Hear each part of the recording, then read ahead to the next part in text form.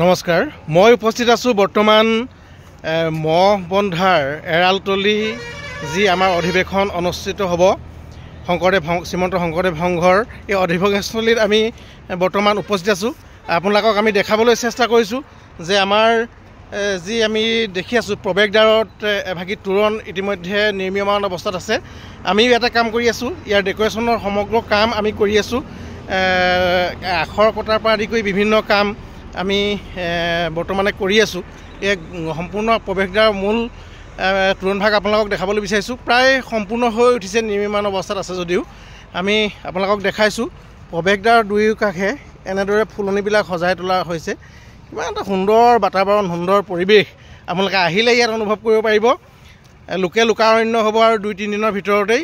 গতিকে আমি খুব কম সময়ৰ ভিতৰতেই আজি আমাৰ এই তোৰণভাগ ডেলিভাৰী দিব লাগিব। তোৰণৰ লগতে বিভিন্ন কামখিনি আমি কৰি আছোঁ, পতাকা উত্তোলনস্থলীৰ কামো কৰি আছোঁ। এয়া আমাৰ লগত উপস্থিত আছে আমাৰ দাদা শইকীয়া দা। এখেতৰ আমাৰ আপোনালোকক জনাবলৈ পাই সুখী হৈছোঁ যে এখেতৰ এভাগী অনুষ্ঠান আছে শিল্পালয় নামে। শিল্পালয় আমাৰ ঢেকীয়াখোৱাৰ চিপাহীখোলাত আছে। গতিকে তেখেতৰ আমি অনুভৱ অকণমান জানিব বিচাৰিম। মোৰনো কি অনুভৱ ক'ম, প্ৰথমবাৰৰ বাবে শ্ৰীমন্ত শংকৰদেৱ কলাক্ষেত্ৰ নেকি শ্ৰীমন্ত শংকৰদেৱ সংঘৰ অধিৱেশনত ইয়াৰ মূল তোৰণ, লগতে পতাকা বেদী, লগতে আৰু মূল মণ্ডপৰ সন্মুখৰ তোৰণ, এইখিনি ডিজাইনিঙৰ বা গোটেই সম্পূৰ্ণ কাম কৰিবলৈ মই সুবিধা পাইছোঁ। হয়, তাকে চেষ্টা কৰিছোঁ যাতে কিমানখিনি পাৰোঁ আমি সুন্দৰকৈ দিব পাৰোঁ। হয়, ধন্যবাদ।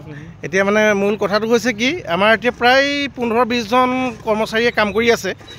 দিন ৰাত আমি অহোৰাত্ৰ কাম কৰি আছোঁ ইয়াত। আমি চেষ্টা কৰিছোঁ খুব কম সময়ৰ ভিতৰতে আমাৰ তোৰণভাগ আমি ডেলিভাৰী দিব লাগিব। কাৰণ আৰু কেইদিনমানৰ পাছতেই ইয়াত আমাৰ কাৰ্যসূচী আৰম্ভ হ'ব। গতিকে আমিও আহিলোঁ, আজি 2-3 দিন হ'ল ইয়াতে আছোঁ, দিনে ৰাতিয়ে কাম কৰি আছোঁ। ভাল লাগিছে।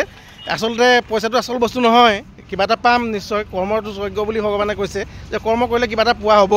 কিন্তু আমি আটাইতকৈ সুখ অনুভৱ কৰিছোঁ যে এনেকুৱা ভাগী অনুষ্ঠানত বৰ্তমান আমি উপস্থিত হৈ কাম কৰি থাকিবলৈ পাইছোঁ। আপোনালোক আমি দূৰলৈকে দেখাব বিচাৰিছোঁ।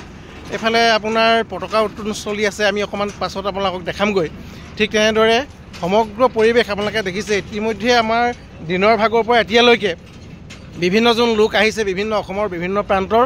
তেওঁলোকে আহি ইয়াত দৰ্শন কৰিছেহি।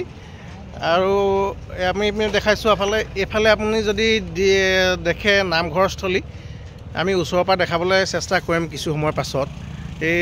আমি অকণমান জুম কৰি দেখাইছোঁ, নামঘৰস্থলী আছে।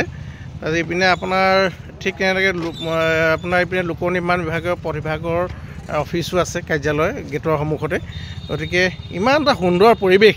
আমি আগ্ৰহ প্ৰকাশ কৰিছোঁ অসমৰ বিভিন্ন ঠাইৰ ৰাইজ আহিব, আহি নিজকে ধন্য কৰিব এই অনুষ্ঠানস্থলীত আপোনালোক উপস্থিত হয়। ধন্যবাদ।